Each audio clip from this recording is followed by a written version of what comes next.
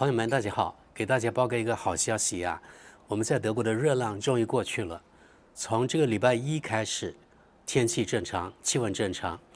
有的朋友啊，看見上次我不是給大家看了這個溫度計嘛，對吧？有的朋友說這個是什麼古董啊？但是呢，我們在德國很多家庭還用的這個啊，當然也有數字的，這是物理的啊。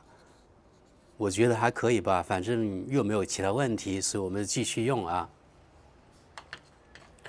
好的，今天呢，我想跟大家說說啊，我們本期節目呢，做完全不一樣的那個形式的節目。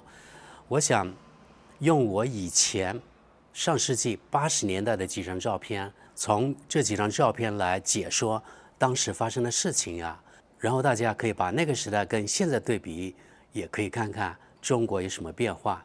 好的，等一下我就用手機呢錄電腦的屏幕，因為我覺得那個照片呢，通過電腦放出來更好一些。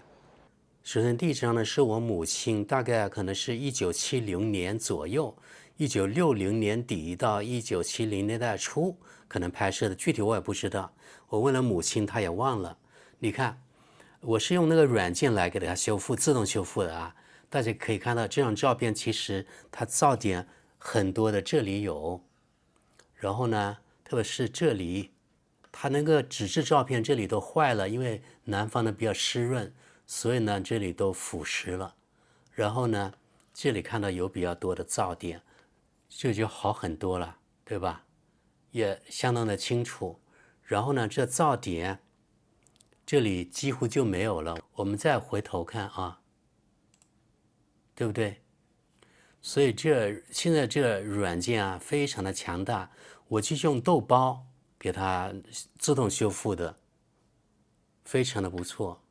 當然呢，我還用 PS 軟件在後期呢精加工過了，否則沒有那麼完美的。因為呢，豆包它有什麼 AI 生成的那個水印，我要把它去掉了。好，我們現在看，主要是看我這張照片啊。這張照片呢，也是從物理照片，然後呢，當時用掃描儀把它掃描變成了數碼照片。沒有加工過，沒有美顏過。然後這張照片呢，同樣這張照片是今天用豆包給它修復，然後上色，給它改進過的，也沒有美顏的，一樣的沒有美顏。大家看原始的，對不對？只不過呢，色彩現在就更加鮮豔了。現在啊，紅的更紅，然後綠的更綠，對吧？好了，主要是看這個啊。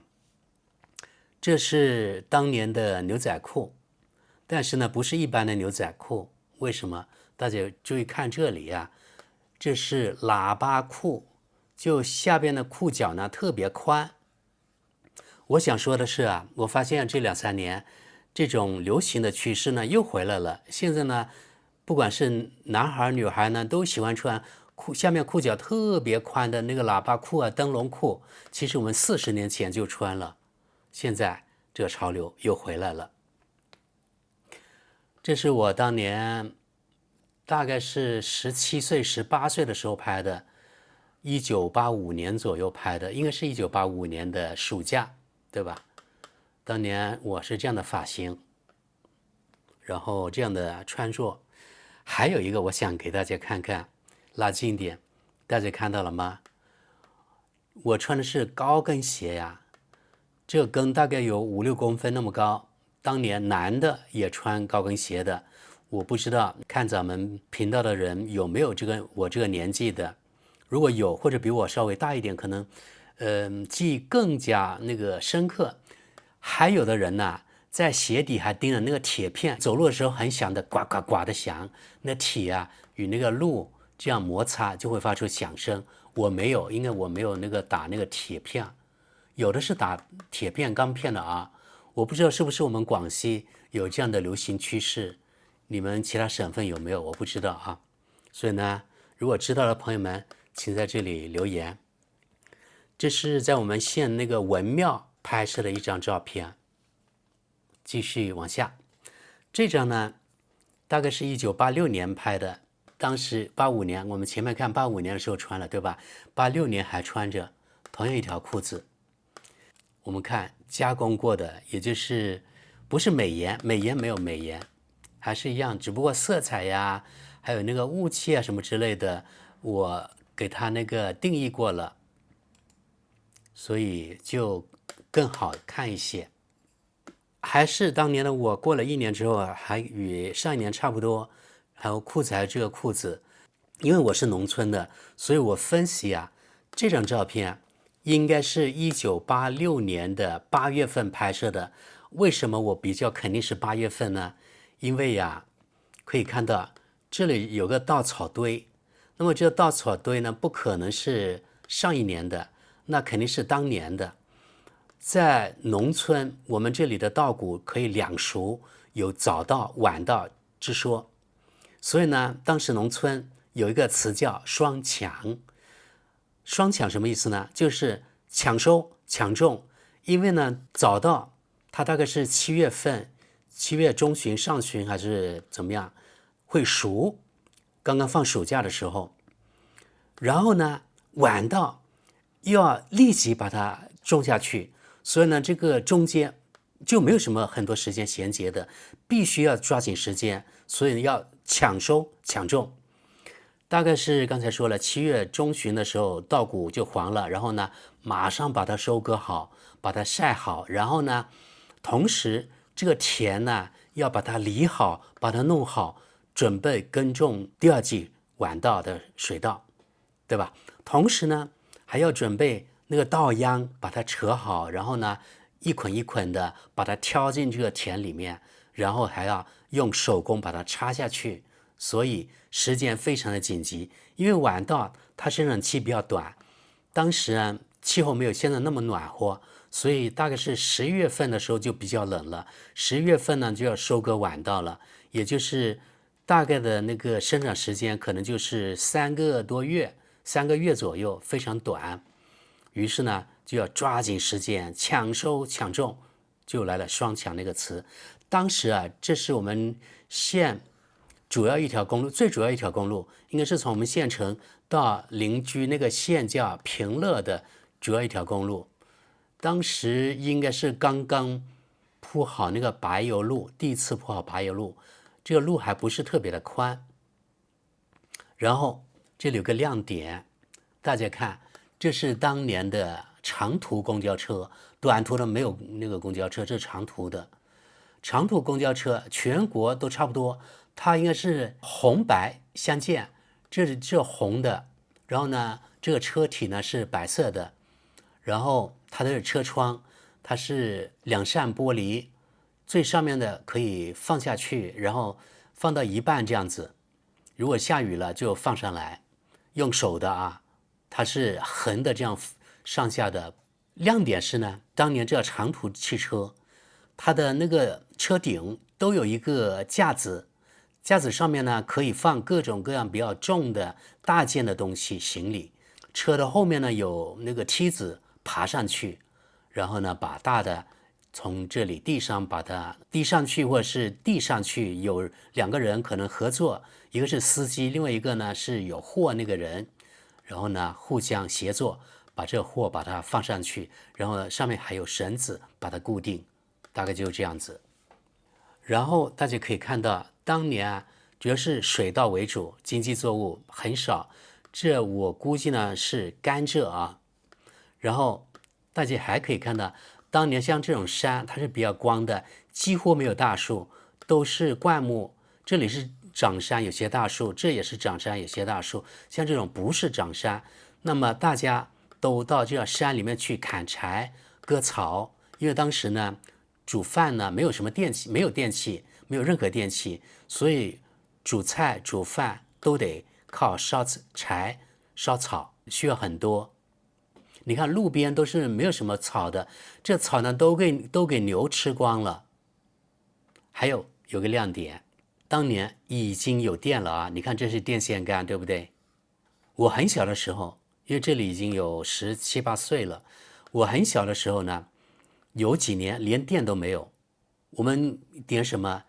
點煤油燈。你們知道什麼叫煤油燈吧？如果不知道，可以去腦補一下。煤油燈有的點蠟燭，有的點那個松樹，那個砍下來，有的松樹有的地方有油的啊，其實我們老家叫松樹，聽說在四川那邊也叫松樹，不叫松樹。然後呢，特別是有疙瘩的地方，它會有比較多的油，它那個有油的地方就可以砍下來，那個就是木頭啊，它就可以點燃，也可以發光，它有油可以發光。所以呢，当時我們主要是以煤油燈為主，也有點蠟燭的，蠟燭比較貴。這就是當年的這情況。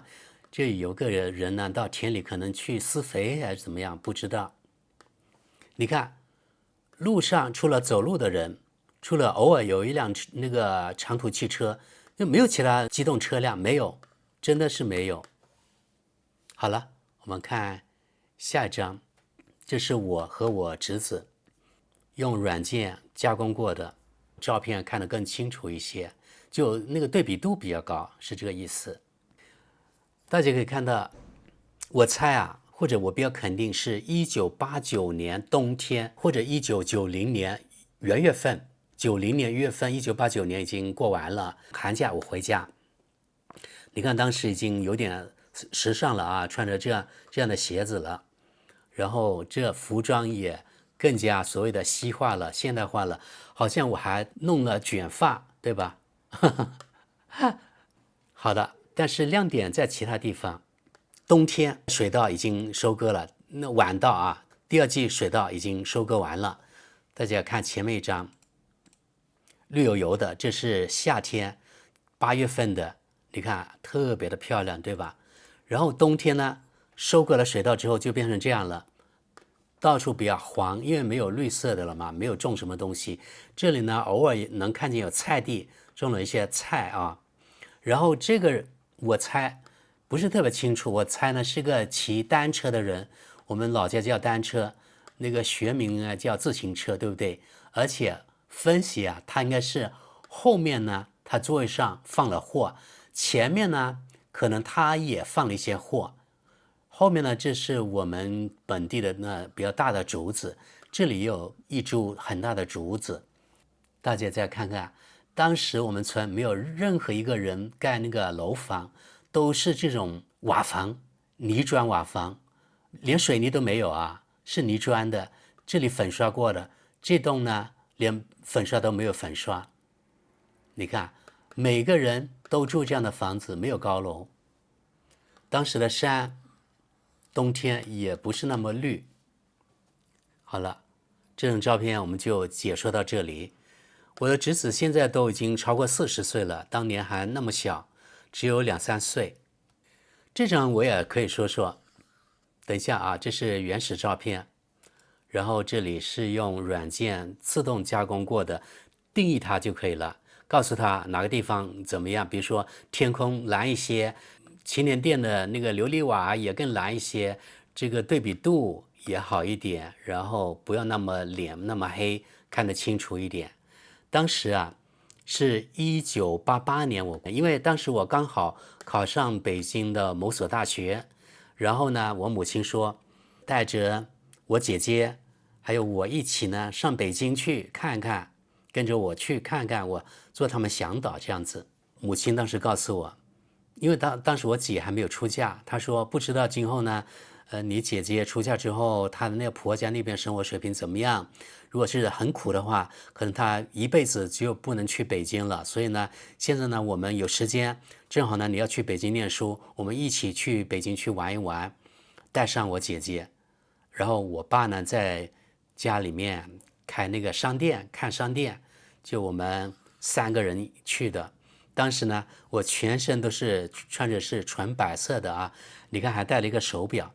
心情特別的好，大家都笑着微笑着。我相信呢，祈年殿這裡沒有什麼改變，因為這不可能變的，這是個重要的旅遊點。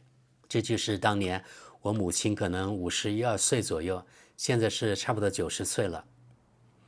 好了，這張呢是我父母還有我侄子侄女一張合照，看看用軟件自動把它修改過、加工過的啊，對吧？這軟件的功能太強大了，豆包。我們來說說這個吧。這裡的亮點主要是看看腳下是什麼。這是我們自己家住房的前面呀。你看，下了雨之後是這樣子，表明了當年我們連水泥都買不起，就那麼窮。也許很少有水泥賣，我猜是1986年左右，不會超過1987年。而且是1986年的8月份，跟那張照片是同一天拍的，我估計我們回頭應該跟這張照片同時拍的。大家看這稻田，然後看這根那個電線桿，對吧？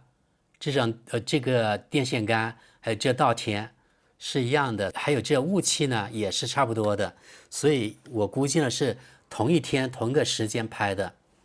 好的，我們回到這裡啊，這裡你看，一下雨，我們農村踩得稀巴爛，然後到處特別髒，真的特別髒。你看這裡有那個車輪壓起來的印子，因為我爸當年他是開中拖的，就是中型拖拉機的意思，給我們大隊開的，他相當於搞副業。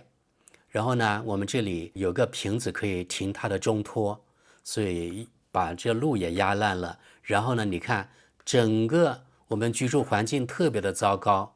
這裡有石塊，因為下面有水溝過，我們這裡叫鎮，深圳的那個鎮。鎮呢就是水溝的意思，在我們本地我們叫鎮，我們方言叫郡，新郡，郡溝就是水溝的意思。所以這裡有石板，相當於一座小橋一樣，但是呢泥濘啊，特別的髒，要回家呀，踩來踩去的，所以我們的住房的條件非常的差。當時没有水泥地板啊，就更沒有瓷磚了啊，所以像這樣那麼髒的爛泥的那個鞋子或是腳，赤腳也有可能啊，回家之後整個那個地板也會變成這個差不多。所以呢，每年我們都用刮子，就是一種農具，把我們自己屋裡的地板用那刮子把它鏟平，把這種泥呢又鏟出來。我們的那個特別廚房呀，還有那個也許臥室啊，也會有這樣的這種爛泥巴。如果是下雨下的很多的話，哎呀，不堪回首啊！當年這裡是公路，86年可能是沙子路吧，忘了是哪一年才那個第一次鋪了白油，真的我忘了。反正呢，這是當時的公路，前面是水稻，後面是甘蔗，這裡有電線桿，當時呢已經有電燈了。好像我們家買了那個黑白電視機了，是84年買的，是8幾年，年代太久遠了，忘了。從這張照片可以看出來啊，當年的中國有多麼的貧窮，比很多非洲國家都要貧窮。因為直到1993年、1994年的時候，中國的人均 GDP 才超過300美元。當時啊，1993年還是世界最窮國之一，是跟非洲最窮的那幾個國家倒數的，排在一個地方。可想而知，當年的中國有多麼的貧窮了。從這張照片也可以看出來啊，你看我的侄子，他們穿的就像非洲的那些難民一樣，對不對？然後呢，這個侄子出生的時候沒有足月，營養也不是特別良，你看就這樣子，現在比原來帥得多了。這種照片其實還不如今天來德國那些敘利亞難民呢，真的特別的悲慘。不過當時呢，我也不知道生活的艱難。我們這個地方，我們廣西桂林工程這個地方，其實也在全國當時不是特別窮的。我聽說，因為我有個朋友啊，他到湖南的湘西那邊去當兵，當時呢，他回來就告訴我，他說湘西有地方特別窮，他們全家可能只有一張被子，然後呢，衣服也特別少。如果要出門的話，把那個衣服脫下來給出門的那個人穿上去，才能夠出得起門，否則連出門都成問題。我們這個地方沒有出現這樣的情況，雖然衣服不多，也不是怎麼好，但是呢有衣服穿，而且沒有挨餓。我們從小到大沒有挨餓，我們吃什麼？吃粥啊，晚上吃米飯，白天一般是吃粥的比較多，然後還能夠吃紅薯，還有吃玉米啊等等，反正呢餓不着。而且當時呢吃肉比較少，我們生產隊大的節氣會殺豬，然後呢每家每戶按戶口分到定量的那個豬肉。我們家如果是6口人，那麼如果是生產隊殺豬，一個人頭2兩，那就是1斤2兩豬肉，大概是每2個月殺一次。平時呢一般我不會去買豬肉吃，也就是2個月吃一次肉。但是呢我們農村呢，在我們南方有這個好處，夏天的時候這水田裡面有很多的小魚，還有泥鰍、黃鱔，然後河裡呢還有其他的魚可以去釣，可以去呢用捕魚的工具去捕，所以其實我們能夠吃不少這種野味儿，相當於肉的替代吧。所以當年也沒有感到生活特別的苦，反正有吃有住，餓不着。冬天比較冷，我記得小的時候我們有的同學，大部分人連襪子都沒有穿，然後呢當時冬天穿的一般是解放鞋，沒有襪子穿怎麼辦？就把這種稻草曬乾之後，把它塞進了解放鞋裡面去，一個是當那個鞋墊，另外一個呢有保暖功能。赤腳就穿進那個解放鞋裡面去，裡面就有稻草，就是那麼艱難。所以呢，當年的中國真的與最窮的非洲國家是在一個梯隊的，所以不堪回首。看着這照片，再回想起現在與現在對比，你們覺得中國這30-40年是不是變化特別的大？現在呢，我們這公路從80幾年到現在已經擴寬了2次，鋪了2次柏油了。現在我覺得相當於以前2個那麼寬了吧，而且現在是車水馬龍啊，現在不斷線啊，特別是到了大的節假日過年的時候，連過馬路現在都成問題。然後呢，這邊有2棟那個樓房了，我們村的村民，然後這邊呢是建了一排一排的，幾戶人家4-5戶人，把這裡從我們這路這裡往下全部都建滿了那個幾層的樓房，一般是2層3層這樣子，把它建滿了，這就是變化啊。好的，朋友們，今天節目就到這裡，感謝大家。如果大家覺得有興趣的話，下期呢我再把一些比較古老的照片拍下來給大家講解一下，相當於呢看圖說歷史，你們覺得好不好？好的，朋友們，那我們本期節目就到這裡，感謝各位，我們下期見。